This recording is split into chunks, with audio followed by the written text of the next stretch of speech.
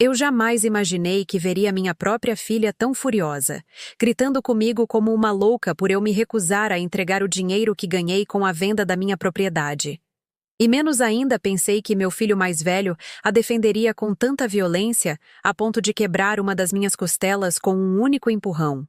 Mas o que nenhum dos dois sabia era que em exatos 20 minutos se arrependeriam amargamente de terem nascido quando descobrissem a verdade que eu vinha guardando em silêncio. Meu nome é Marta. Tenho 64 anos. E por toda a minha vida fui uma mulher simples e batalhadora, daquelas que acorda todos os dias às 5h30 da manhã para passar o café e pensar em tudo o que tem para fazer. Eu moro em uma casinha modesta na periferia da cidadezinha, com meu pequeno quintal onde cultivo tomates e coentro e onde todas as manhãs cumprimento minhas galinhas antes de lhes dar a comida. Minha rotina é a mesma há anos. Café preto sem açúcar, pão com manteiga e depois sentar na varanda para ver o nascer do sol enquanto planejo meu dia. Sou viúva há 8 anos. Meu marido, Eduardo, morreu de um ataque cardíaco fulminante, deixando-me sozinha com uma propriedade que havíamos herdado dos pais dele, mas que estava em péssimo estado. Era um terreno grande, com quase 8 hectares, mas que precisava de muito trabalho e dinheiro para voltar a ser produtivo. Durante todos esses anos, enquanto meus filhos, Marcelo e Patrícia, viviam suas vidas na cidade, eu me virava como podia para me manter de pé. Trabalhava limpando casas, vendendo marmitas de frango e purê de batata nos fins de semana, e até fazia bico de babá para os vizinhos para conseguir pagar minhas despesas básicas. Nunca pedi ajuda financeira aos meus filhos, porque sabia que eles tinham as próprias responsabilidades. E, além disso, sempre fui uma mulher orgulhosa, daquelas que prefere resolver os problemas sozinha, a ser um fardo para alguém. O sítio havia se tornado uma preocupação constante. Os telhados gotejavam, as cercas estavam quebradas, e a vegetação havia crescido tanto que parecia um matagal abandonado. Vários vizinhos sugeriram que eu vendesse, mas eu sempre me recusei, porque sentia que estaria traindo a memória de Eduardo. Aquela terra tinha sido o sonho de gerações da família dele, e me livrar dela parecia arrancar um pedaço do meu coração. Mas, há 6 meses, tudo mudou. Recebi a visita inesperada de um homem muito bem vestido, de terno cinza e gravata vermelha, que se apresentou como representante de uma construtora. Ele explicou que estavam interessados em comprar minha propriedade para desenvolver um projeto de condomínio. E quando ele mencionou o valor que estavam dispostos a pagar, eu quase desmaiei ali mesmo. 500 mil reais. Nunca na minha vida tinha ouvido uma quantia de dinheiro tão grande direcionada a mim. O homem me disse que a localização da minha propriedade era perfeita para a construção de um residencial moderno e que estavam dispostos a pagar aquele preço sem negociar, contanto que eu estivesse disposta a assinar os papéis nas próximas semanas.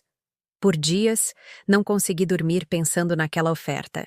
Eu acordava de madrugada e andava pelo sítio, lembrando todos os momentos felizes que havia vivido ali com Eduardo, mas também pensando em todas as possibilidades que aquele dinheiro poderia trazer para a minha vida.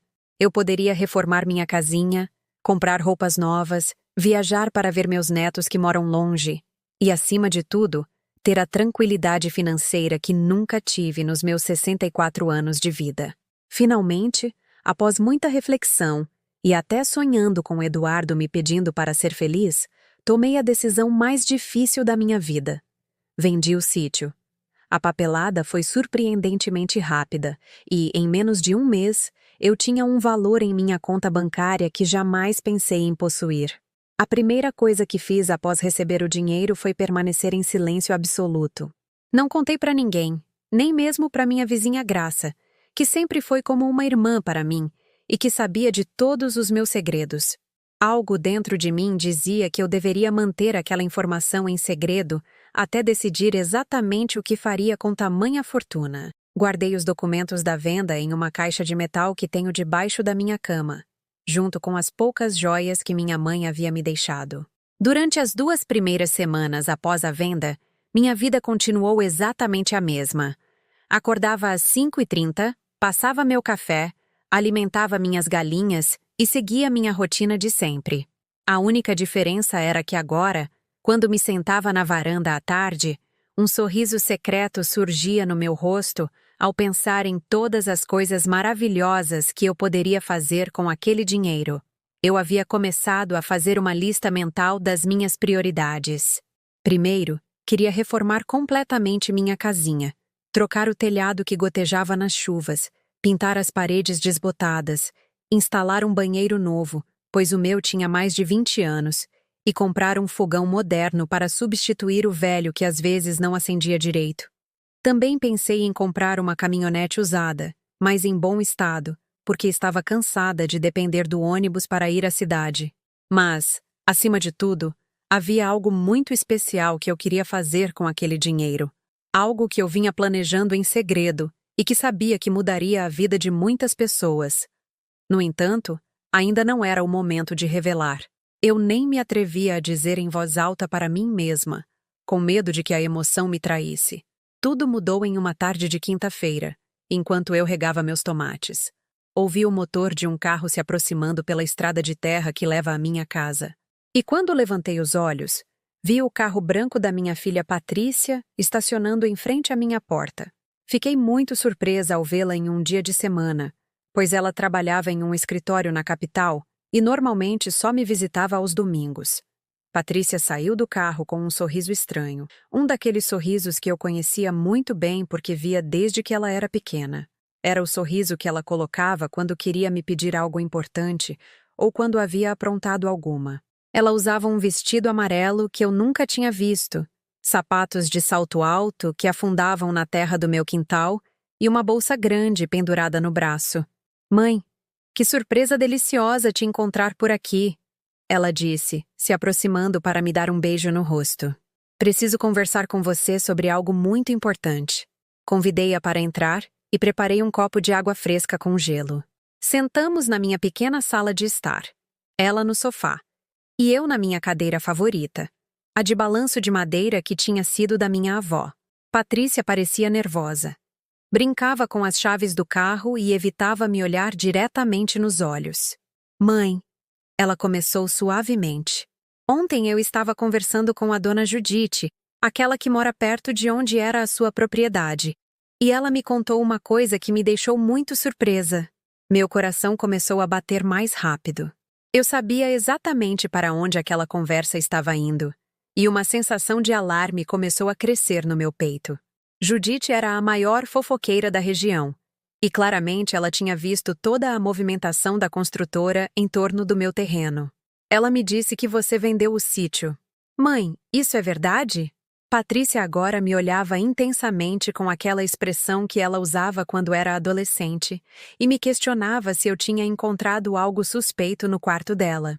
Eu não podia negar a verdade para minha própria filha, especialmente quando era óbvio que ela já sabia. Então, eu balancei a cabeça lentamente. "Sim, Patrícia. Eu vendi o terreno há algumas semanas." Os olhos da minha filha se iluminaram de uma forma que eu nunca tinha visto, como se ela tivesse ganhado na Mega Sena. "Ai, mãe, que notícia maravilhosa!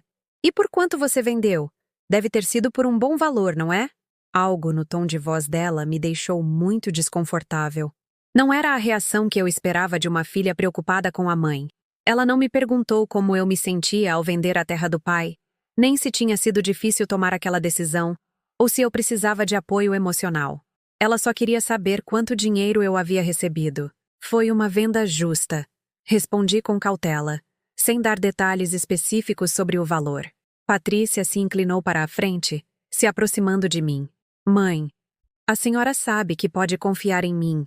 Eu sou sua filha, e me preocupo muito com o seu futuro. Imagino que deve ter sido uma quantia considerável, e quero ter certeza de que a senhora está tomando as melhores decisões para a sua segurança financeira." As palavras dela soavam agradáveis, mas havia algo na atitude que eu não gostava nem um pouco. Era como se eu estivesse conversando com uma vendedora tentando me convencer a comprar algo, e não com a minha filha genuinamente preocupada com o meu bem-estar. "Patrícia, eu agradeço a sua preocupação, mas sou perfeitamente capaz de cuidar dos meus próprios assuntos financeiros." "Claro, mãe. Eu não quis dizer que a senhora não era capaz." A voz dela se suavizou, mas pude detectar um traço de frustração. "É que Bem, eu e o Ricardo estamos passando por uns problemas financeiros ultimamente. Os negócios não têm ido tão bem quanto esperávamos. E eu pensei que talvez. Ali estava, a verdadeira razão para a visita não programada. Ela não tinha vindo me ver porque estava preocupada comigo, nem porque queria passar tempo com a mãe. Ela tinha vindo porque havia descoberto que eu tinha dinheiro e queria uma parte. Talvez o quê, Patrícia? Perguntei, embora soubesse perfeitamente o que ela iria dizer. Talvez a senhora pudesse nos ajudar um pouquinho. Mãe, eu não estou pedindo caridade. É só um empréstimo temporário até os negócios se estabilizarem. A senhora poderia nos emprestar uns 20 ou 30 mil reais. E prometo que pagamos de volta com juros assim que pudermos. Permaneci em silêncio por vários segundos, olhando para o rosto da minha filha e tentando processar o que acabara de ouvir. 20 ou 30 mil reais não era uma quantia pequena, e a forma casual como ela havia pedido me deixou completamente perplexa. Era como se ela estivesse pedindo 20 dólares para comprar pão, e não uma fortuna que representava anos da minha vida trabalhando. Patrícia, eu disse firmemente, esse dinheiro da venda do sítio não é para emprestar para ninguém. Eu tenho meus próprios planos para ele. A expressão no rosto dela mudou imediatamente. O sorriso doce desapareceu e foi substituído por uma careta de desaprovação que me lembrou dolorosamente de quando ela era uma criança mimada que não conseguia o que queria. Que planos, mãe? O que a senhora vai fazer com tanto dinheiro na sua idade? Não é como se a senhora fosse comprar uma casa nova ou viajar pelo mundo. Seria muito mais inteligente investir esse dinheiro em algo produtivo como o negócio meu e do Ricardo. As palavras dela me feriram profundamente. Na minha idade? Repeti, sentindo como se ela tivesse me dado um tapa. Você está me dizendo que, porque tenho 64 anos, eu não tenho mais o direito de desfrutar do meu próprio dinheiro? Não, mãe. Não foi isso que eu quis dizer. Ela respondeu rapidamente. Mas eu pude ver nos olhos dela que era exatamente o que ela havia querido dizer. É que, bem, seria mais prático se o dinheiro fosse usado em algo que beneficie a família toda. A família toda, murmurei, sentindo a indignação crescendo no meu peito. E quando a família toda me ajudou quando eu estava lutando sozinha para me sustentar depois que seu pai morreu? Quando a família toda se preocupou se eu tinha dinheiro suficiente para comprar comida ou remédio? Patrícia ficou vermelha como um pimentão. Mãe, a gente não sabia que a senhora estava passando por dificuldades, se tivesse pedido ajuda. Não sabiam? Interrompi, levantando-me da minha cadeira de balanço. Não sabiam que eu estava trabalhando limpando casa dos outros aos 60 anos de idade? Não sabiam que eu vendia marmitas nos fins de semana para poder pagar a luz? Não sabiam que eu levantava às 4 da manhã para ir fazer bico de babá porque precisava de cada centavo que pudesse ganhar? Minha filha baixou o olhar, claramente incomodada com a conversa. Mãe, eu entendo que a senhora passou por momentos difíceis, mas agora as coisas são diferentes. Agora a senhora tem dinheiro, e a gente está precisando muito de ajuda. E por que vocês precisam de ajuda? Perguntei, cruzando os braços. Da última vez que conversamos, você me disse que os negócios estavam indo muito bem, que haviam fechado vários clientes novos. Patrícia se remexeu no sofá, claramente desconfortável por ter que admitir a verdade. Bem, é que o Ricardo fez uns investimentos que não deram certo como esperávamos. E depois tivemos umas despesas inesperadas. Ah, que tipo de despesas inesperadas, Patrícia? Nós compramos um carro novo, reformamos a casa. E o Ricardo investiu em umas ações que, bem, perdemos um bom dinheiro. Eu não podia acreditar no que estava ouvindo. Minha filha e o marido haviam esbanjado o dinheiro em luxos e maus investimentos. E agora queriam que eu o salvasse com o dinheiro que ganhei, vendendo a propriedade com a qual eu batalhei por anos. Então, vocês gastaram o dinheiro de vocês irresponsavelmente e agora querem que eu pague as consequências das suas más decisões? Eu disse, sentindo a raiva começando a ferver nas minhas veias. Não é assim, mãe. A gente só precisa de um pequeno empréstimo para se reestruturar. É um investimento no futuro da sua família. Minha família? Repeti amargamente. Onde estava minha família quando eu precisava de ajuda? Onde estava minha família quando meus joelhos doíam tanto de limpar chão que eu mal conseguia andar à noite? Onde estava minha família quando eu tinha que escolher entre comprar remédio ou comprar comida? Patrícia se levantou abruptamente, e eu pude ver que a paciência dela estava acabando. Tudo bem, mãe. A gente entende que a senhora está ressentida, mas não pode nos punir para sempre por erros do passado. Eu não estou punindo vocês, Patrícia. Estou simplesmente protegendo algo que é meu por direito. Mas esse dinheiro é da propriedade do papai. Aquele terreno era nossa herança também. As palavras dela me atingiram como um raio. Sua herança! Gritei, sentindo toda a minha compostura ir embora. Sua herança! Aquele terreno ficou abandonado por anos enquanto eu morria tentando mantê-lo. Vocês nunca moveram um dedo para ajudar com as despesas, com a manutenção, com nada. E agora que eu o converti em dinheiro com o meu esforço e minha decisão, ele é sua herança. Herança é herança, mãe. Não importa se a senhora vendeu ou não. Nesse momento, ouvi o motor de outro carro se aproximando. Pela janela, vi a caminhonete preta do meu filho Marcelo estacionando ao lado do carro da Patrícia. Meu coração afundou porque eu sabia que aquela visita não era coincidência. Claramente, Patrícia havia planejado tudo isso com antecedência. Marcelo entrou na casa sem nem bater na porta, como se fosse a própria casa dele. Ele é um homem alto, corpulento, de 35 anos, com barba desgrenhada e sempre vestido com camisetas velhas e jeans rasgados. Havia engordado muito nos últimos anos e tinha aquele olhar cansado de quem bebe demais. Oi, mãe, ele disse com um sorriso forçado. Como a senhora está? Patrícia me contou a boa notícia da venda do sítio. Claro que ela contou, murmurei, sentando-me novamente na minha cadeira de balanço porque minhas pernas tremiam de pura indignação. Marcelo se sentou pesadamente no sofá ao lado da irmã e pude sentir imediatamente o cheiro de cerveja no hálito dele. Eram mal 3 horas da tarde e ele já estava bebendo. Mãe? Marcelo interveio com aquela voz grave que ele tinha quando tentava soar sério. Eu acho que a gente tem que conversar em família sobre como lidar com esse dinheiro da melhor maneira. Não tem nada para conversar, Marcelo. O dinheiro é meu e eu vou decidir o que fazer com ele. Mãe, seja razoável. Patrícia interveio. A gente não está pedindo para a senhora dar tudo. Só queremos que ajude a gente um pouquinho. O Marcelo também está com os problemas financeiros dele. Olhei para o meu filho mais velho. Esse homem de 35 anos que nunca havia conseguido manter um emprego por mais de 6 meses seguidos. E quais são os seus problemas financeiros, Marcelo? Ele se mexeu desconfortavelmente no sofá. Bem, eu estou devendo umas parcelas da casa e tenho umas dívidas pendentes. Que tipo de dívidas? Isso não importa, mãe. O importante é que somos família e famílias se ajudam. Famílias se ajudam. Repeti lentamente. Que interessante você dizer isso agora, depois de 8 anos em que eu praticamente não existi para vocês. Os dois irmãos se entreolharam com aquela cumplicidade que eu conhecia muito bem desde que eram crianças. Era o mesmo olhar que trocavam quando haviam quebrado algo na casa e estavam decidindo qual mentira iriam me contar.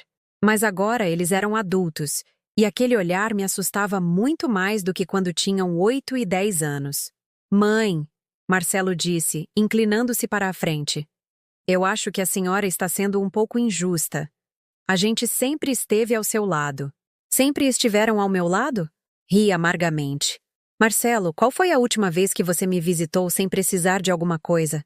Qual foi a última vez que você me ligou só para perguntar como eu estava?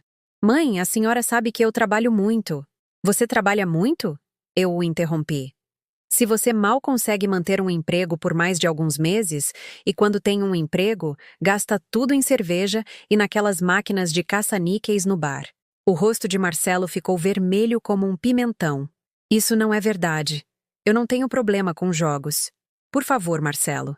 A cidade toda sabe que você deve dinheiro em 3 bares diferentes. Semana passada, a Marisa me disse que você havia pego $500 emprestados para uma emergência. E Elias me disse que viu você gastando nas máquinas. Patrícia interveio rapidamente, claramente tentando acalmar a situação. Mãe, não importa o que aconteceu antes. O importante é o presente. E no presente, somos uma família que precisa se ajudar. Uma família. Levantei-me novamente, sentindo toda a frustração acumulada ao longo dos anos começando a vir à tona. Uma família que só aparece quando tem dinheiro no meio. Uma família que me ignorou completamente por 8 anos, enquanto eu lutava sozinha para sobreviver. A gente não ignorou a senhora. Patrícia gritou, perdendo a compostura de vez. A gente tinha as nossas próprias responsabilidades. Não podíamos ficar olhando pela senhora o tempo todo. Claro que não podiam, respondi sarcasticamente. Vocês estavam ocupados demais gastando dinheiro com carros novos e reformas de casa, enquanto eu estava trabalhando limpando o banheiro dos outros só para comer. Marcelo se levantou e a sua corpulência de repente me intimidou. Quando ele ficava com raiva, a voz dele ficava muito grave e os olhos vermelhos. Mãe, para de fazer papel de vítima. Se a senhora tinha problemas financeiros, deveria ter nos contado. Fazendo papel de vítima? Eu não podia acreditar no que estava ouvindo. Marcelo, você sabia perfeitamente qual era a minha situação. Você sabia que eu morava sozinha, que era viúva, que não tinha uma renda fixa, mas vocês estavam ocupados demais com as próprias vidas para se importar em perguntar se eu precisava de ajuda. Porque a senhora sempre foi orgulhosa demais. Patrícia gritou. Sempre disse que podia se virar sozinha. Porque eu não tinha outra opção. Porque meus próprios filhos me abandonaram. A atmosfera na pequena sala de estar havia ficado tão tensa que parecia que o próprio ar estava difícil de respirar. Marcelo começou a andar de um lado para o outro como um animal enjaulado, enquanto Patrícia havia se levantado e me olhava com uma expressão de pura frustração. Tudo bem, mãe, Marcelo disse, parando na minha frente. Vamos assumir que a senhora está certa e que fomos filhos terríveis. Isso significa que a senhora vai nos castigar para sempre? Isso significa que a senhora nunca vai nos perdoar? Não se trata de castigo ou perdão, Marcelo. É sobre o fato de que eu tenho planos para esse dinheiro, e esses planos não incluem tirar vocês das suas próprias irresponsabilidades. Que planos? Patrícia perguntou rispidamente. A senhora nunca faz nada de emocionante. Nunca gasta dinheiro com a senhora mesma. O que vai fazer? Guardar debaixo do colchão até morrer? As palavras dela me feriram profundamente, mas também me deram uma fúria que eu não sentia há anos. Você quer saber quais são os meus planos? Gritei para eles. Meus planos são não ter que me preocupar com dinheiro nunca mais. Meus planos são poder ir ao médico quando me sinto doente sem ter que calcular se posso pagar a consulta. Meus planos são poder comprar a comida que eu quero sem ter que conferir cada centavo. É exatamente isso que estamos dizendo, Marcelo exclamou. A senhora já tem tudo isso garantido. A senhora tem mais dinheiro do que poderia gastar no resto da sua vida. Por isso seria inteligente compartilhar um pouco com a sua família. O resto da minha vida, repeti, sentindo as lágrimas começarem a arder nos meus olhos. Então agora parece que eu sou tão velha que não vale mais a pena eu desfrutar do meu próprio dinheiro. Não é isso, mãe. Patrícia se aproximou de mim com os braços estendidos como se fosse me abraçar. Mas eu me afastei. É só que, bem, na sua idade, quanto a senhora pode realmente precisar? Nesse momento, algo quebrou dentro de mim. Todas as feridas emocionais que eu vinha segurando por anos, toda a solidão, todo o abandono, toda a luta silenciosa, tudo irrompeu como um vulcão em erupção. Saiam daqui! Gritei para eles com uma voz que eu nem reconheci. Saiam da minha casa agora mesmo. Mãe, se acalme! Marcelo tentou se aproximar. Mas eu peguei a vassoura que estava no canto e a levantei como uma arma. Não chegue perto de mim. Saiam! Eu não quero ver vocês de novo até aprenderem a me respeitar. A senhora está agindo como uma doida! Patrícia gritou. A gente só quer ajudar a senhora a tomar decisões inteligentes. Ajudar-me? Ri histericamente. 8 anos sem me ajudar, e agora querem me ajudar. A única ajuda que vocês querem é se ajudarem com o meu dinheiro. O Marcelo se tornou mais agressivo, aproximando-se de mim perigosamente. Mãe, a senhora vai nos dar esse dinheiro porque a gente tem direito a ele. Aquela propriedade era do papai e nós somos filhos dele. Eu mantive aquela propriedade sozinha por 8 anos. Eu paguei os impostos. Eu me preocupei com ela. Vocês nunca fizeram nada. Não importa. Patrícia também havia se tornado agressiva. Herança é herança. Não tem herança! Gritei para eles. A propriedade não existe mais. Eu vendi. E o dinheiro é meu. Nesse momento, Marcelo fez algo que eu jamais pensei que faria. Ele se aproximou tanto de mim que eu pude sentir o cheiro de cerveja do hálito dele no meu rosto. E em voz ameaçadora, ele disse: Mãe, a senhora vai nos dar esse dinheiro. Nós somos seus filhos e temos direito a ele. Se a senhora não der por bem, a gente vai ter que achar outros jeitos. Você está me ameaçando, Marcelo? Perguntei, embora minha voz tremesse de medo. Eu não estou ameaçando, mãe. Estou explicando a realidade para a senhora. Esse dinheiro deveria ser para a família toda. E se a senhora não entender isso, a gente vai ter que fazer a senhora entender. Patrícia acenou com a cabeça, apoiando totalmente o irmão. Naquele instante, percebi que meus próprios filhos haviam se transformado em estranhos perigosos. Pessoas capazes de tudo por dinheiro. Saiam. Eu lhes disse em voz baixa, mas firme. Saiam da minha casa agora mesmo. E não voltem até estarem dispostos a me pedir desculpas por tudo o que disseram hoje. Os dois se dirigiram à porta, mas não com a atitude de derrotados que eu esperava. Em vez disso, andavam devagar, trocando olhares que me davam calafrios. Antes de sair, Marcelo se virou para mim com uma expressão que eu nunca tinha visto no rosto dele. Uma mistura de raiva e determinação que gelou meu sangue. Isso não vai terminar aqui, mãe. Ele disse em voz baixa e ameaçadora. A senhora vai reconsiderar sua decisão, porque a gente não vai ficar parado enquanto a senhora guarda todo o nosso dinheiro. Não é o dinheiro de vocês, respondi, tentando soar mais corajosa do que me sentia. E se voltarem à minha casa com essa atitude, eu chamo a polícia. Patrícia soltou uma risada sarcástica. A polícia? Pra quê? Por virmos visitar nossa própria mãe? Mãe, eu acho que a solidão está afetando a sua cabeça. Talvez a senhora devesse procurar um médico. As palavras dela me atingiram como facadas. Você está me chamando de louca. Eu não estou dizendo que a senhora está louca. Patrícia respondeu com uma falsa doçura. Mas a senhora está tomando decisões muito estranhas para uma pessoa da sua idade. Talvez a senhora precise de ajuda para gerenciar tanto dinheiro. Talvez precise que outra pessoa tome essas decisões pela senhora.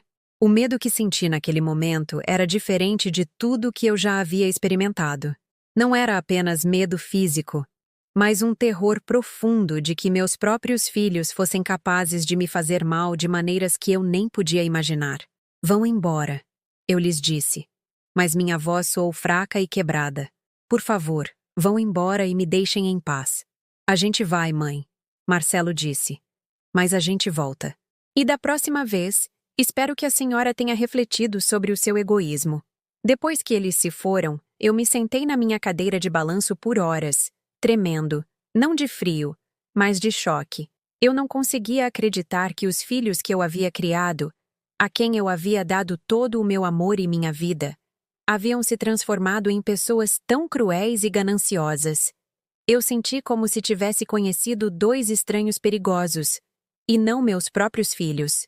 Naquela noite, eu não consegui dormir nada. Todo barulho que eu ouvia me fazia pular, pensando que talvez eles tivessem voltado.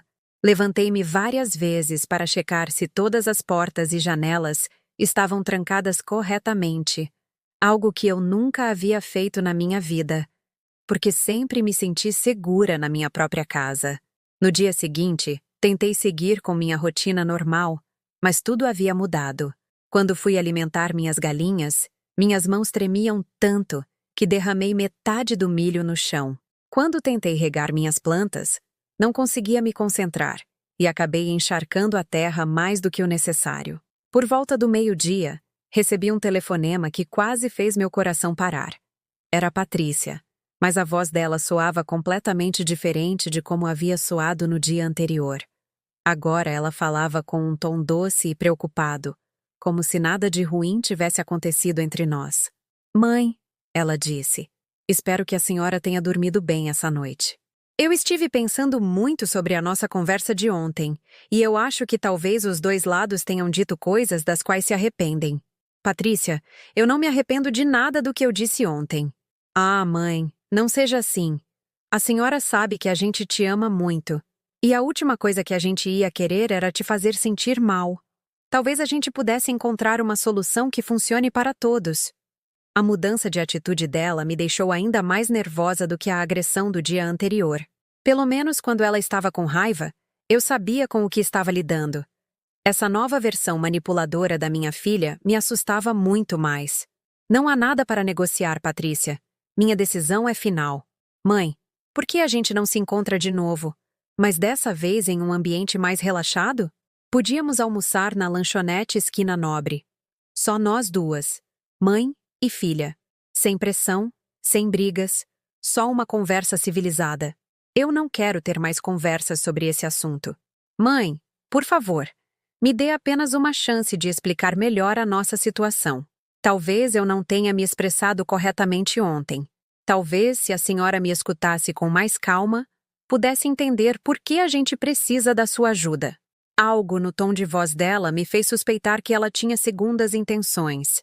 Mas uma parte de mim queria acreditar que talvez ela realmente tivesse percebido o erro e quisesse se desculpar de verdade.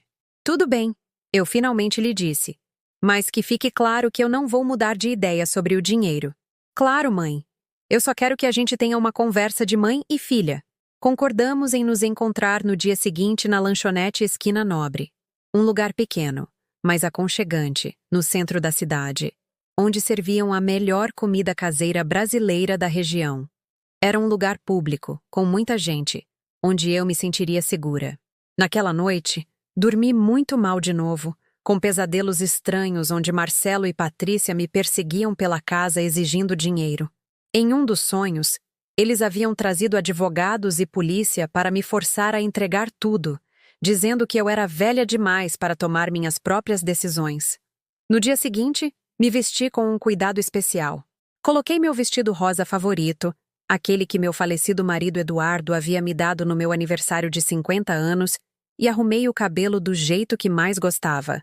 Eu queria parecer digna e respeitável, como a mulher forte que fui a vida toda. Cheguei ao restaurante 15 minutos antes do horário combinado e pedi uma mesa perto da janela, onde eu pudesse ver a rua. Patrícia chegou na hora exata, mas não veio sozinha. Ricardo a acompanhava, e isso imediatamente me colocou em alerta máximo. Ricardo é um homem de uns 40 anos. Magro, com bigode preto e sempre vestido com camisas que pareciam elegantes demais para a personalidade dele. Desde o dia em que o conheci, algo nele parecia falso, como se estivesse atuando o tempo todo. Ele tinha aquele sorriso que nunca chegava aos olhos e aquele jeito de falar que parecia que estava constantemente tentando te vender algo. "Olá, sogrinha", ele disse com aquele sorriso falso, me dando um beijo no rosto que me deu arrepios. "Que bom te ver. Espero que não se importe que eu tenha vindo. Patrícia achou que seria bom se eu também participasse dessa conversa de família." "Na verdade, eu me importo", respondi diretamente, porque esta era uma conversa entre minha filha e eu. Patrícia interveio rapidamente. "Mãe, o Ricardo faz parte da família. Além disso, ele entende muito de finanças e negócios, e pensei que talvez ele pudesse nos ajudar a encontrar uma solução que beneficie a todos. Eu já disse que não há nada a negociar." Ricardo se inclinou para a frente com aquela expressão que ele colocava quando pensava estar sendo muito inteligente. "Sogrinha, me permita explicar algo sobre finanças familiares. Quando uma família tem recursos significativos, o mais inteligente é distribuir esses recursos estrategicamente para maximizar o benefício de todos os membros. Ricardo, com todo o respeito, minhas finanças não são da sua conta. Mas são da minha conta, sogrinha, porque eu sou o marido da sua filha. O que afeta a Patrícia me afeta. E o que nos afeta, afeta nossos filhos, seus netos." A menção aos meus netos me irritou especialmente, porque eu sabia que ele estava usando isso como ferramenta de manipulação. Meus netos estão perfeitamente bem cuidados. E se vocês têm problemas financeiros, isso é responsabilidade de vocês, não minha, sogrinha. Ricardo baixou a voz como se fosse me contar um segredo. "Deixe-me ser completamente honesto com a senhora. A gente está em uma situação muito difícil. Se a gente não conseguir dinheiro logo, podemos perder a casa. A senhora realmente quer que seus netos fiquem desabrigados?" Patrícia acenou dramaticamente, como se estivesse atuando em uma novela. "É verdade, mãe. As crianças não entendem por que de repente a gente não pode mais comprar as coisas que elas precisam. Ontem minha pequena me perguntou por que ela não podia mais fazer aula de piano, e eu não soube o que dizer. As tentativas de manipulação emocional deles me davam nojo. Patrícia, se seus filhos precisam de algo, você pode conversar comigo especificamente sobre essas necessidades. Mas eu não vou dar a vocês milhares de reais para que você e seu marido continuem vivendo acima das suas posses. Ricardo mudou de estratégia, adotando um tom mais agressivo. Sogrinha, eu acho que a senhora não está entendendo a gravidade da situação. Isso não é apenas um pedido de ajuda. A gente tem direitos legais sobre essa herança. Direitos legais? Eu ri amargamente. Que direitos legais? Eu vendi minha propriedade.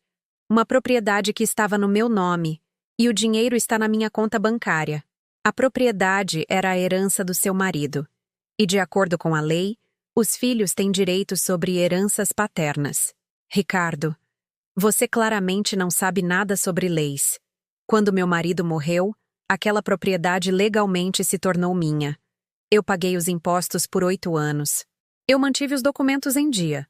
Eu cuidei de tudo. Legalmente, aquele sítio era completamente meu. Ricardo ficou visivelmente irritado ao perceber que não tinha um argumento legal válido.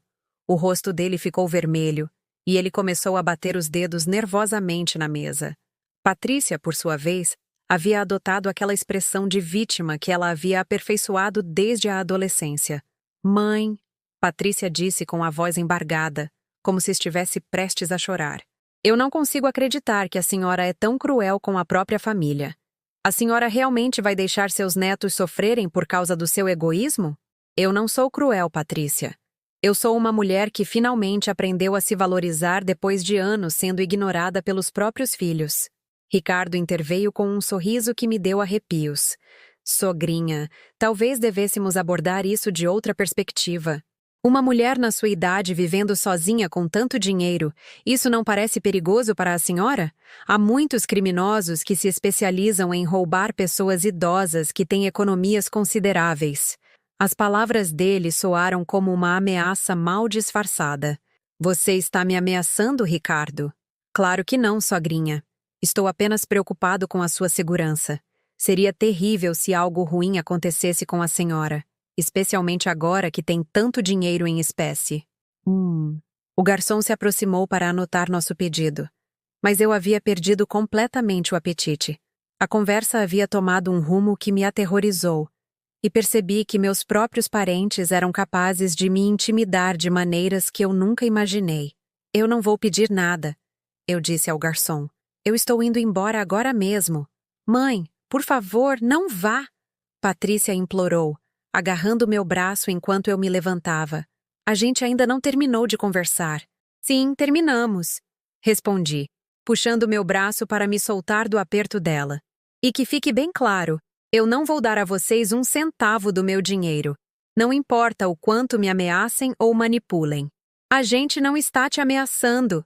Patrícia gritou alto o suficiente para que outras pessoas no restaurante se virassem para nos olhar. A gente só quer que a senhora seja razoável. Que ser razoável seria dar a vocês o meu dinheiro para que continuem vivendo irresponsavelmente. Eu disse, sentindo a raiva ferver nas minhas veias novamente. Mas eu não vou ser razoável dessa forma. Saí do restaurante o mais rápido que pude. Mas pude ouvir Ricardo dizendo a Patrícia, não se preocupe, meu amor. Há outras formas de resolver esse problema. No caminho de volta para casa, minhas mãos tremiam tanto que eu mal conseguia dirigir o carro. As palavras de Ricardo ecoavam na minha cabeça como um alarme. Há outras formas de resolver esse problema. O que ele queria dizer com aquilo? Naquela noite, liguei para minha vizinha Graça, a única pessoa no mundo em quem eu realmente confiava. Graça tinha 70 anos. Era viúva há mais tempo do que eu, e sempre foi como uma irmã mais velha para mim. Contei-lhe tudo o que havia acontecido, desde a venda do sítio até as ameaças veladas de Ricardo. Marta, Graça disse com preocupação, esses seus filhos se tornaram perigosos. Você não pode ficar sozinha na sua casa enquanto eles estão agindo assim. O que eu devo fazer, Graça? Me esconder dos meus próprios filhos? Não se esconder, mas se proteger. Você pensou em falar com a polícia? E dizer o quê? Que meus filhos me pediram dinheiro e eu recusei? Eu ainda não sofri nenhum dano físico. Marta, essa palavra ainda me assusta muito. Eu acho que você deveria ficar na minha casa por alguns dias até as coisas se acalmarem. Naquela noite, fiquei na casa da Graça, mas não consegui dormir nada. Todo barulho me assustava, pensando que talvez Marcelo e Patrícia tivessem vindo me procurar. Por volta das 3 horas da manhã, Graça se levantou para me pegar uma água e me encontrou acordada, olhando pela janela. Marta, você tem que me contar a verdade, ela disse, sentando-se ao meu lado. Para que você realmente precisa desse dinheiro? Porque eu conheço muito bem sua personalidade e sei que você não está guardando só por ganância. Pela primeira vez desde que havia vendido o sítio, contei a alguém quais eram os meus planos reais para o dinheiro. Graça escutou em silêncio, e quando terminei de falar, ela estava com os olhos marejados. Ah, Marta, ela disse abraçando-me. Você é uma mulher incrível. Seus filhos nem merecem saber a verdade do que você planeja fazer. No dia seguinte, voltei para minha casa porque não podia me esconder para sempre. Mas assim que cheguei, percebi que algo estava muito errado. A porta da frente tinha marcas ao redor da fechadura, como se alguém tivesse tentado forçá-la. Algumas das minhas plantas estavam pisoteadas, e havia grandes pegadas de bota na terra do meu quintal. Dentro da casa, embora nada tivesse sido roubado, tudo havia sido levemente mexido. Minhas gavetas estavam bagunçadas, meus papéis haviam sido embaralhados, e a caixa de metal onde eu guardava os documentos da venda havia sido movida do seu esconderijo debaixo da cama. Meu coração batia tão rápido que pensei que teria um ataque cardíaco.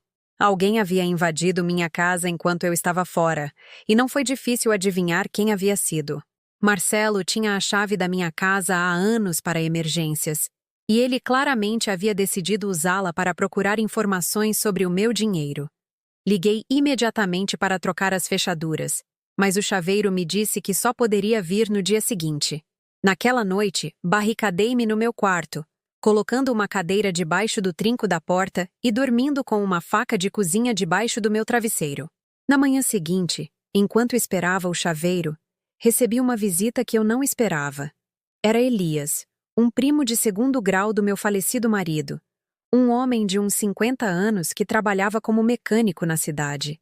Elias sempre foi uma pessoa calma e honesta, e fiquei muito surpresa ao vê-lo na minha casa tão cedo. Prima Marta, ele disse com o rosto preocupado. Eu preciso falar com a senhora sobre uma coisa muito séria. Ontem à noite eu estava no bar Águia Dourada e ouvi uma conversa que me deixou muito preocupado. Que tipo de conversa, Elias? Seu filho Marcelo estava lá, muito bêbado, conversando com uns homens que eu não gostei nem um pouco. Eles estavam fazendo planos. Planos que envolvem a senhora. Meu estômago se apertou de medo. Que tipo de planos? Eles estavam falando sobre jeitos de forçar a senhora a entregar o dinheiro. Mencionaram algo sobre fazer a senhora assinar papéis. E um dos homens disse que conhecia alguém que poderia falsificar documentos médicos para declarar a senhora legalmente incapaz. O mundo desabou sobre mim. Declarar que eu sou louca? Sim, prima. Eles estavam dizendo que se conseguissem um papel médico que dissesse que a senhora tinha demência ou algum problema mental, poderiam conseguir que um juiz lhes desse o controle legal sobre o seu dinheiro. Meus piores pesadelos estavam se tornando realidade. Meu próprio filho estava conspirando com estranhos para roubar não só meu dinheiro, mas também minha dignidade e minha liberdade. Elias, você tem certeza do que ouviu? Completamente certo, prima. Por isso eu vim avisar a senhora tão cedo. Eu acho que a senhora tem que tomar providências para se proteger, e tem que fazer isso agora. Naquele momento, o chaveiro chegou, e, enquanto ele trocava minhas fechaduras, liguei para um advogado que Graça havia me recomendado. Expliquei toda a situação e ele me disse para ir ao escritório dele imediatamente com todos os documentos de venda do sítio. Dona Marta, o advogado me disse após revisar todos os meus papéis. A senhora está em uma situação muito perigosa, mas também está em uma posição legal muito forte. Está tudo perfeitamente em ordem com a venda da sua propriedade, e ninguém pode tocar nesse dinheiro sem o seu consentimento. No entanto, Se eles estão realmente planejando declarar a senhora incapaz, precisamos agir rápido para protegê-la. O que eu posso fazer? Primeiro, vamos conseguir uma avaliação médica independente que certifique que a senhora está completamente sã e capaz. Segundo, vamos preparar documentos legais que protejam seus bens. E terceiro, se for necessário, vamos entrar com uma medida protetiva contra seus filhos. Aquele dia foi um dos mais longos da minha vida. Entre médicos, advogados e procedimentos legais, percebi que minha vida tranquila havia se transformado em um pesadelo. Mas também percebi outra coisa. Pela primeira vez em anos, eu estava lutando por algo que realmente importava para mim. E aquela luta estava me dando uma força que eu não sabia que tinha. No dia seguinte, enquanto voltava da farmácia depois de comprar uns remédios para os nervos que o médico havia receitado, vi a caminhonete preta de Marcelo estacionada em frente à minha casa. Mas, desta vez, ele não estava sozinho. Havia outro carro que eu não reconheci. Um sedã cinza com 2 homens dentro que pareciam estar esperando por algo. Meu coração começou a bater tão rápido que eu podia ouvir em meus ouvidos. Lembrei-me das palavras de Elias sobre os homens estranhos com quem Marcelo havia conversado no bar, e soube imediatamente que deviam ser eles. Escondi-me atrás do pé de manga que fica na esquina da minha propriedade e peguei meu celular para ligar para a Graça. Graça, sussurrei. Eu estou escondida perto da minha casa. Marcelo está aqui com uns homens que eu não conheço, e eu acho que eles estão planejando fazer algo terrível comigo. Onde exatamente você está? Graça perguntou com a voz alarmada. Atrás do pé de manga, mas não posso ficar aqui para sempre. Marta, ligue para a polícia agora mesmo. E diga o quê? Que meu filho está visitando minha casa? Você diz que se sente ameaçada e que precisa de ajuda. Enquanto isso, eu estou a caminho. Desliguei o telefone e disquei o número de emergência. Mas antes que eu pudesse falar com alguém, ouvi a voz de Marcelo gritando meu nome no meu quintal. Mãe, eu sei que a senhora está por aqui. A gente só quer conversar com a senhora. Não seja ridícula e saia de onde estiver escondida. O tom de voz dele não parecia o de alguém que só queria conversar. Parecia o de alguém que estava perdendo a paciência rapidamente. Um dos homens do sedã cinza saiu do carro e eu pude vê-lo claramente pela primeira vez. Era um sujeito alto, com braços tatuados e um rosto hostil.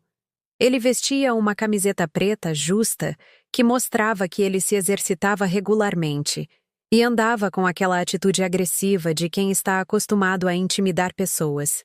Tem certeza de que ela está aqui? O homem perguntou a Marcelo. Tem que estar aqui. A vizinha me disse que viu ela voltar há 1 hora. O segundo homem também saiu do carro. Era mais baixo, mas mais pesado, com uma barriga de cerveja e uma cicatriz que atravessava sua bochecha esquerda da orelha à boca. Ele usava um boné de beisebol e jeans rasgados, e tinha aquele jeito de se mover que me lembrava dos criminosos que apareciam no noticiário. Olha, Marcelo, disse o homem da cicatriz.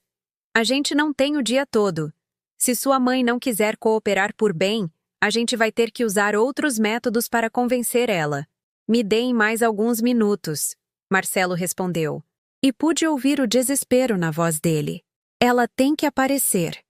Nesse momento, Patrícia chegou no carro branco dela, estacionando rapidamente e saindo com um olhar furioso. Ela usava um vestido roxo que eu nunca tinha visto e sapatos de salto alto que claramente não eram apropriados para andar na terra do meu quintal. Já encontraram ela? Ela perguntou aos homens sem nem cumprimentar o irmão. Não, mas sabemos que ela está por perto, respondeu o tatuado. Isso é ridículo, Patrícia gritou, se dirigindo para a minha casa. Mãe, eu sei que a senhora pode me ouvir. Para de agir como criança e saia para falar com a gente. Do meu esconderijo atrás da árvore, pude ver como os 3 homens e Patrícia se moviam pela minha propriedade como se fosse deles. Marcelo checava atrás dos arbustos. Patrícia olhava pelas janelas da casa. E os 2 estranhos andavam em volta como se estivessem avaliando o terreno. Tem certeza de que ela não pode estar dentro da casa? O homem da cicatriz perguntou a Patrícia. Impossível! Ela trocou as fechaduras ontem e a gente não tem as chaves novas. Isso não é problema. O tatuado disse com um sorriso aterrorizante. Eu abro qualquer porta em menos de 5 minutos. Não, Marcelo gritou. A gente não pode arrombar. Isso seria invasão de domicílio. E o que você sugere então? Patrícia perguntou impaciente. A gente não pode ficar aqui o dia todo esperando que ela apareça. Nesse momento, ouvi o som de sirene se aproximando, e meu coração deu um pulo de alívio. Claramente, quando eu havia discado o número de emergência, a ligação havia conectado, mesmo que eu tivesse desligado, e eles haviam mandado alguém para investigar. Os 4 conspiradores também ouviram as sirenes e entraram em pânico imediatamente. Merda! Gritou o homem da cicatriz. Alguém chamou a polícia. Vamos agora! Disse o tatuado, correndo em direção ao seu carro. Esperem! Marcelo gritou para eles. A gente não pode sair assim. Vai parecer muito suspeito. Mas os 2 homens já haviam entrado no sedã cinza e estavam ligando o motor.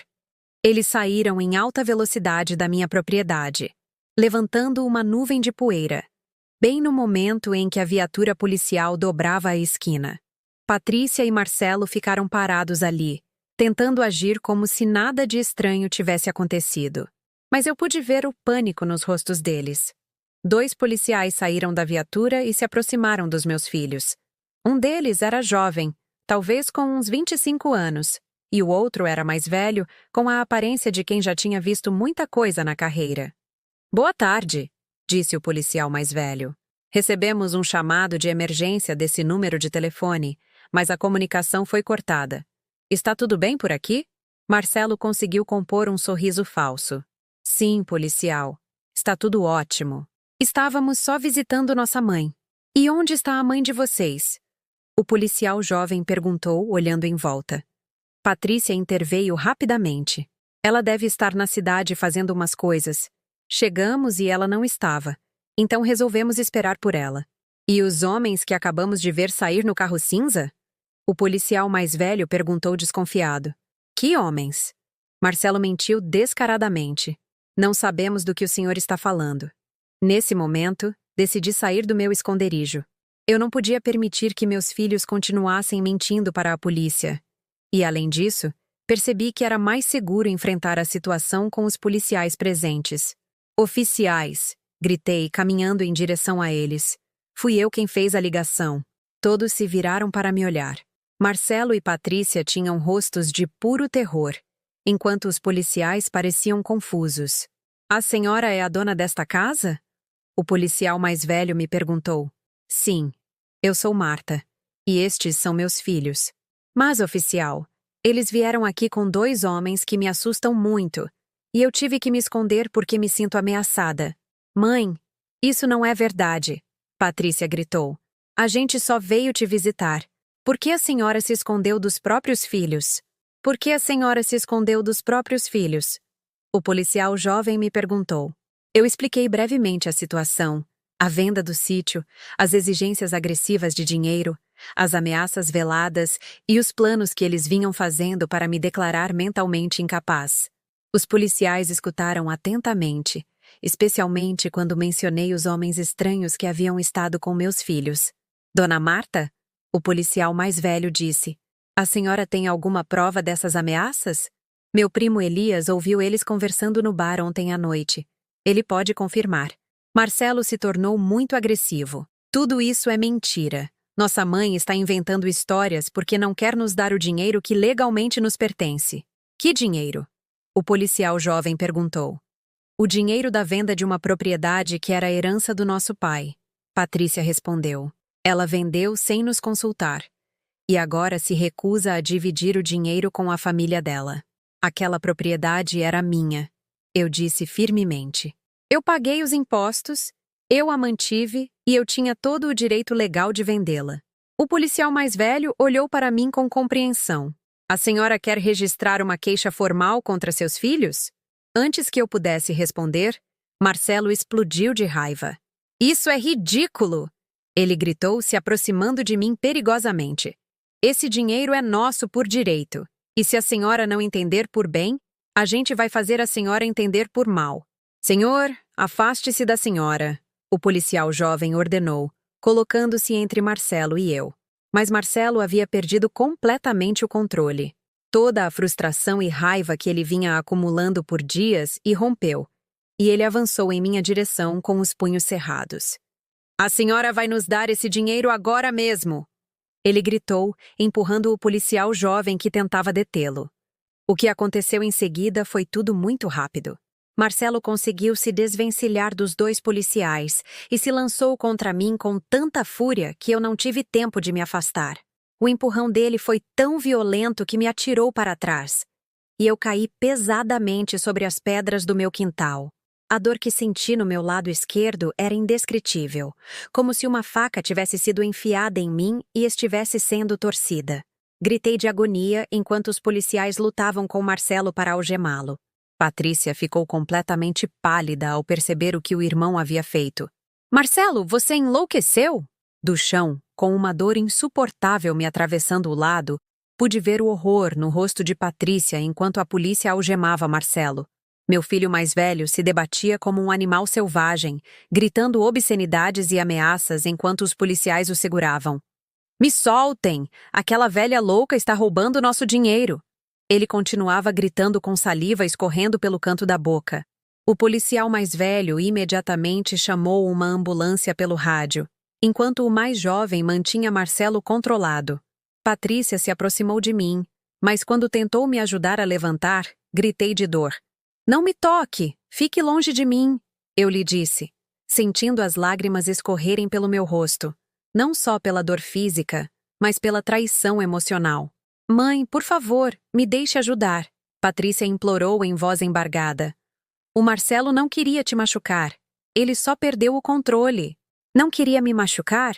Repeti incrédula. Seu irmão acabou de quebrar minhas costelas, e você está me dizendo que ele não queria me machucar. Os paramédicos chegaram em menos de 10 minutos. E enquanto eles me examinavam para determinar a gravidade dos meus ferimentos, pude ouvir o policial mais velho interrogando Patrícia sobre os homens que haviam fugido quando as sirenes chegaram. Senhorita, eu preciso que me diga exatamente quem eram aqueles homens e o que eles estavam fazendo aqui. Patrícia gaguejou, claramente nervosa. Eu não os conheço muito bem. São amigos do meu irmão. Amigos que fugiram quando chegamos? Isso não parece suspeito para a senhorita?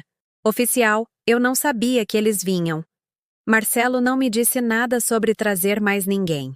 Um dos paramédicos, um homem de uns 40 anos com mãos muito gentis, estava checando meu lado com cuidado. Dona Marta, a senhora definitivamente tem pelo menos uma costela fraturada. Possivelmente 2. Precisamos levar a senhora para o hospital imediatamente para fazer radiografias. Enquanto me levantavam para a maca, pude ver Marcelo sendo colocado na viatura policial. Por um momento, nossos olhos se encontraram.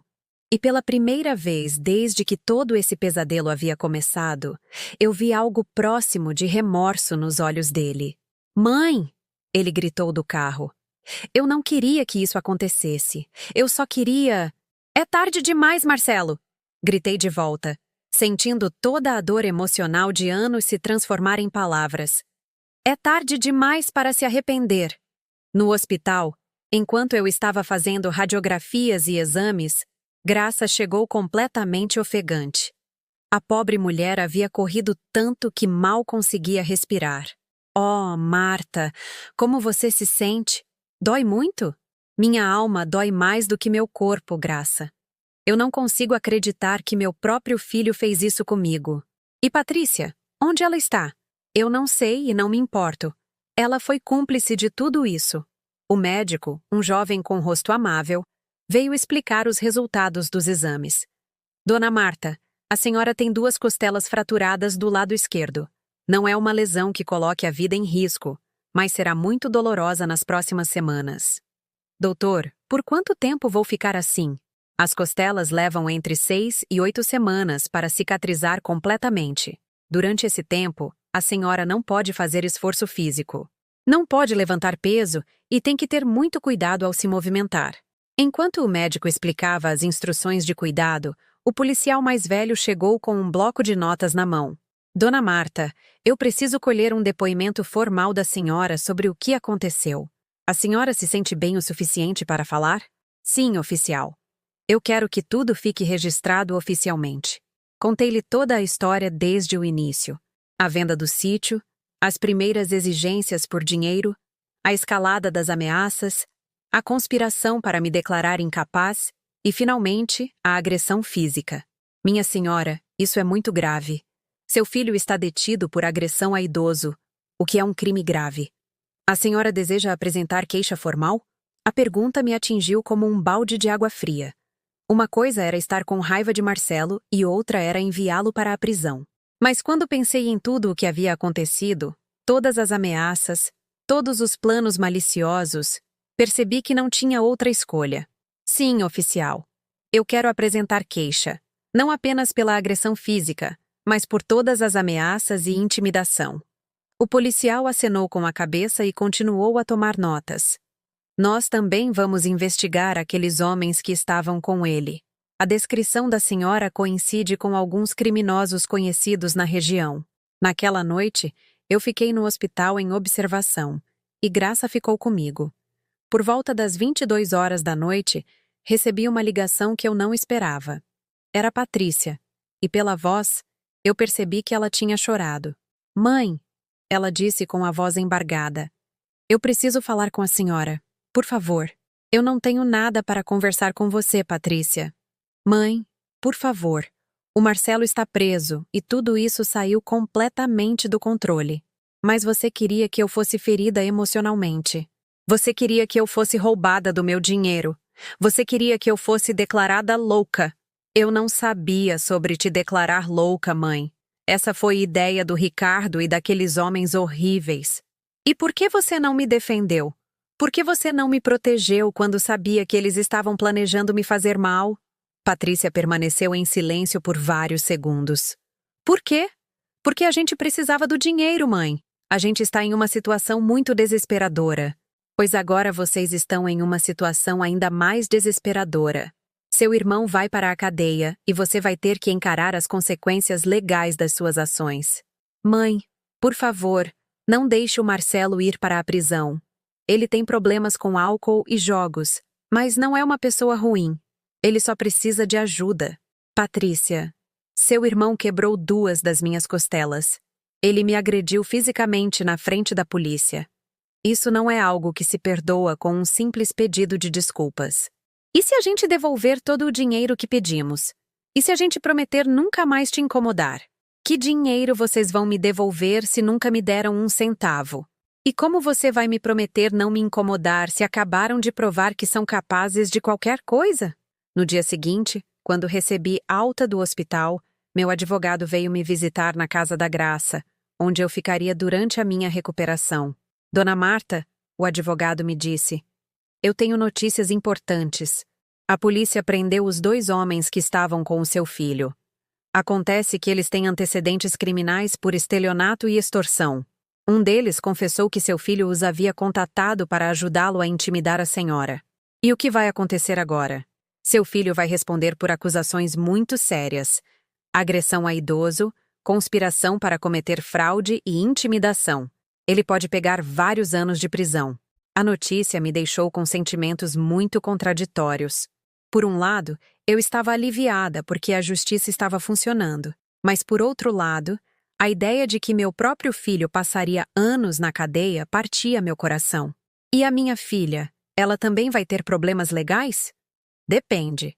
Se ela cooperar com a investigação e testemunhar contra os outros conspiradores, é possível que receba apenas uma advertência. Mas se for comprovado que ela participou ativamente dos planos de intimidação, ela também pode ser acusada. Naquela tarde, enquanto descansava no sofá da Graça com uma almofada apoiada nas minhas costelas quebradas, recebi uma visita completamente inesperada. Era Ricardo, mas ele veio sozinho e com uma atitude totalmente diferente da que tinha tido no restaurante. Sogrinha, ele disse com a voz humilde, eu sei que não tenho o direito de estar aqui, mas eu preciso falar com a senhora. O que você quer, Ricardo? Veio me ameaçar também? Não, sogrinha. Eu vim pedir perdão e explicar a verdade sobre tudo o que aconteceu. Graça, que estava na cozinha preparando chá gelado, saiu imediatamente quando ouviu vozes. Marta, você quer que eu chame a polícia? Não, Graça. Deixe-o falar. Eu quero ouvir que desculpas ele tem. Ricardo se sentou na beirada da cadeira, visivelmente nervoso. Sogrinha, A verdade é que a culpa de tudo isso foi minha. Fui eu quem convenceu Patrícia e Marcelo de que a senhora lhes devia uma parte do dinheiro. Ah, por que você fez isso, Ricardo? Porque estamos em uma situação financeira desesperadora. Devemos mais de 330 mil reais entre dívidas de cartão de crédito, empréstimos bancários e dinheiro que devo a pessoas muito perigosas. Pela primeira vez, pude ver medo genuíno nos olhos dele. Pessoas perigosas? Sim, sogrinha. Pessoas que não aceitam desculpas e que ameaçaram fazer mal à minha família se eu não lhes pagar logo. Finalmente, eu estava ouvindo a verdade. E era ainda pior do que eu havia imaginado. E você pensou que a solução era me roubar o meu dinheiro. Não era roubar, sogrinha. Eu genuinamente acreditei que a senhora tinha uma obrigação moral de ajudar a sua família. Mas eu percebi que estava errado quando vi o que aconteceu com a senhora ontem. Você precisou ver seu cunhado quebrando minhas costelas para perceber que estava fazendo algo errado.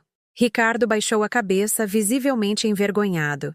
Sogrinha, eu vim aqui para pedir seu perdão e dizer que eu vou testemunhar a seu favor no processo.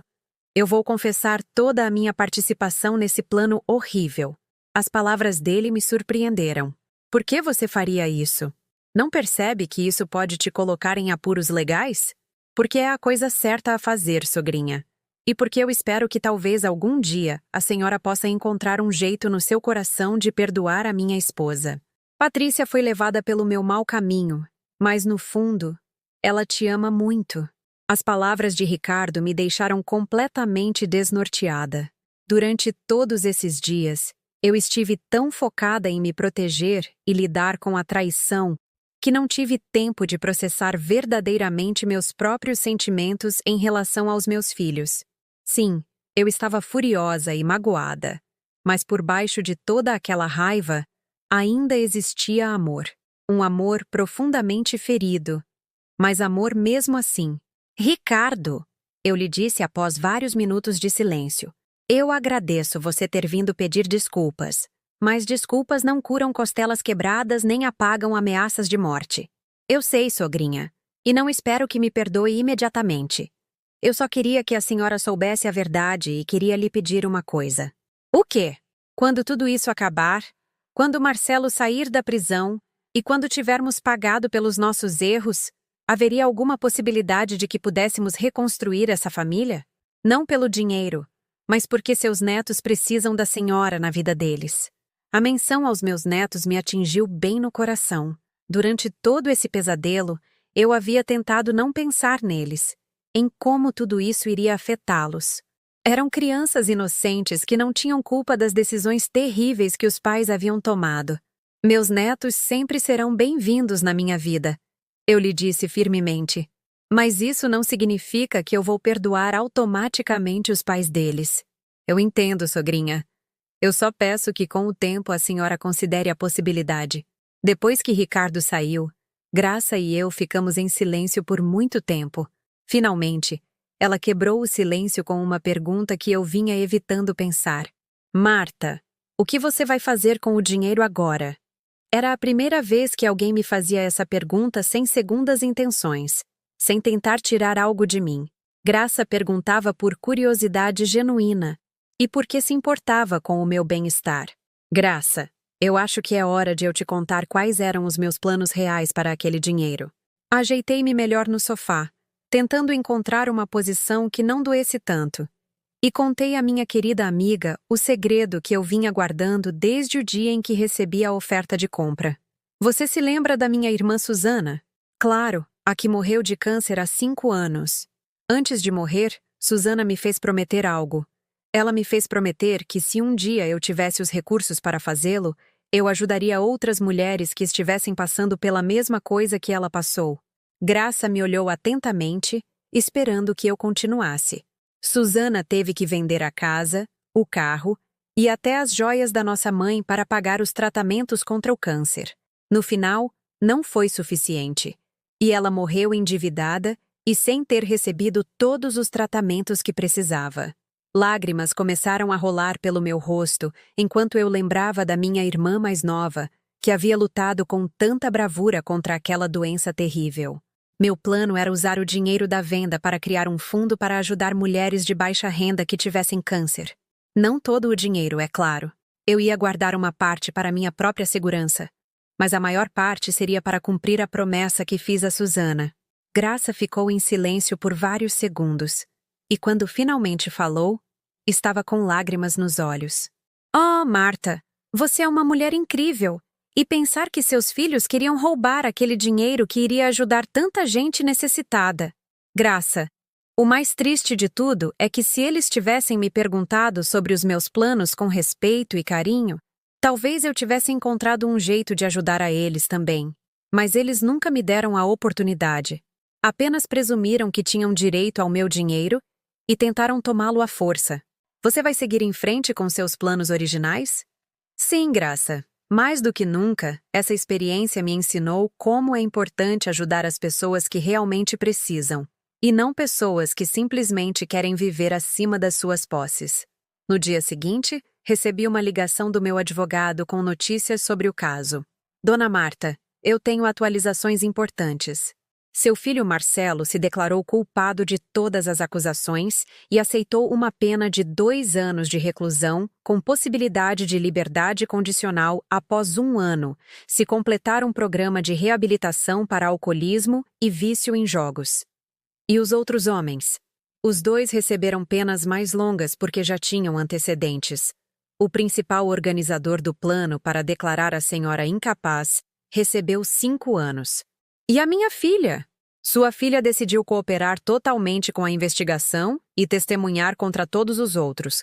Em troca, ela recebeu apenas liberdade condicional e a obrigação de prestar serviço comunitário por 1 ano. Serviço comunitário? Sim, especificamente trabalhando com idosos em uma casa de repouso.